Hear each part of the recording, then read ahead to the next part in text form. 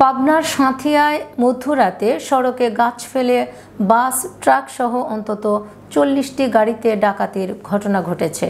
শুক্রবার দিবাগত রাত ৩টার দিকে পাবনা সাঁথিয়া সড়কের ছেচানিয়া ব্রিজের পাশে এ ঘটনা ঘটে।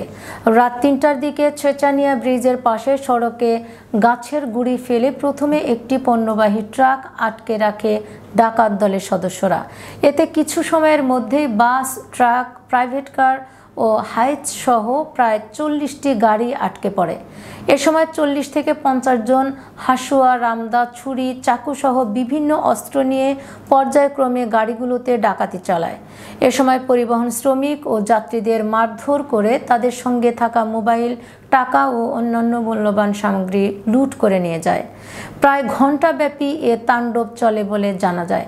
র্যাব ১২ পাবনা ক্যাম্পের company commander, squadron leader Mohammad Ilias Khan বলেন, ডাকাত দলের সাথে যারাই জড়িত থাক দ্রুত তদন্ত করে তাদেরকে আইনের আওতায় আনা হবে।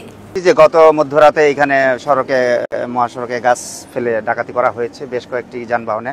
তা আমরা খবর পেয়ে আমাদের টিম এখানে চলে এসেছি। আমরা আশেপাশের তথ্যপত্র নিচ্ছি। আমরা ইনশাল্লাহ দ্রুত ডাকাত দলদের শনাক্ত করে এদেরকে আইনের আওতায় নিয়ে আসতে সক্ষম হব।